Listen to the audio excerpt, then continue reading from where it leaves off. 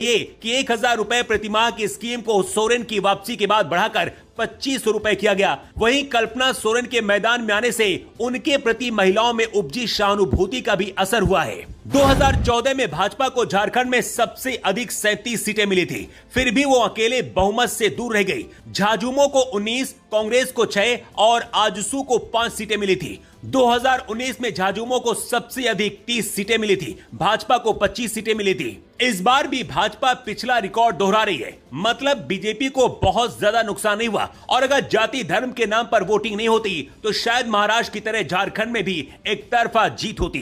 भाजपा ने झारखंड चुनाव में हेमंत सोरेन के भ्रष्टाचार और वहां लैंड जिहाद और घुसपैठ को मुद्दा बनाया था, लेकिन ऐसा लग रहा है कि हेमंत सोरेन पर ईडी की कार्रवाई और उसके बाद उनका जेल जाना, फिर सोरेन की भाभी सीता सोरेन और उनके बाद चंपई सोरेन को भाजपा द्वारा अपनी पार्टी में शामिल करने का काम, उनका खेल बिगाड़ गया। एक और बड़ी खबर यह है कि जीत के बाद भी झारखंड में मुख्यमंत्री की शपथ हेमंत सोरेन नहीं लेने वाले हैं।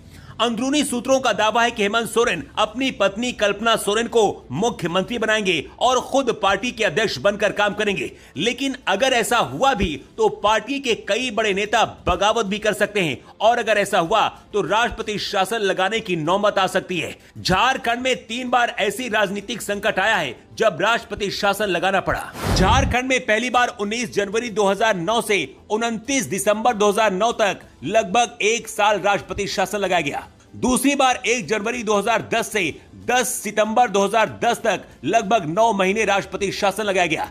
तीसरी बार 18 जनवरी 2013 से 13 जुलाई 2013 तक राष्ट्रपति शासन लगाया गया।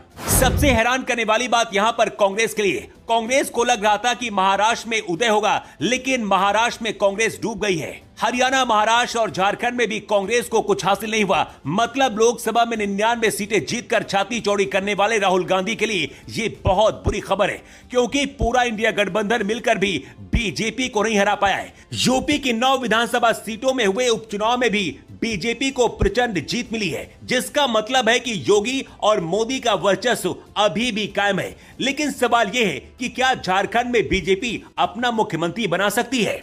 इसका जवाब यह है कि अगर विपक्ष में बगावत होती है तो बीजेपी किसी आदिवासी चेहरे को आगे करके दांव खेल सकती है और हेमंत सोरेन का बना बनाया खेल पलट जाएगा।